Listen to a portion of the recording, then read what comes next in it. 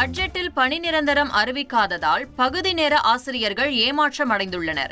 பகுதி நேர ஆசிரியர்களுக்கு காலமுறை சம்பளம் வழங்க கோரிக்கை விடுத்துள்ள அவர்கள், வாழ்வாதாரம் பாதிக்கப்பட்டுள்ள பகுதி நேர ஆசிரியர்களுக்கு இந்த பட்ஜெட்டிலேயே பணி நிரந்தரம் செய்ய நடவடிக்கை எடுக்க வேண்டும் என்றும் கேட்டுக் கொண்டுள்ளனர். திருச்சி மாவட்டம் திருவெரும்பூரில் அரசு மற்றும் தனியார் பேருந்துகளில் பொருத்தப்பட்டிருந்த அதிக ஒலி எழுப்பக்கூடிய ஏர் ஹாரன்களை அதிகாரிகள் பறிமுதல் செய்து அபராதம் விதித்தனர். இதுபோன்ற ஏர் ஹாரன்களை மீண்டும் பயன்படுத்தக்கூடாது என்று எச்சரிக்கை விடுத்த அதிகாரிகள் பறிமுதல் செய்த ஏர் ஹாரன்கள் மீது பேருந்தை ஏற்றி அழித்தனர்.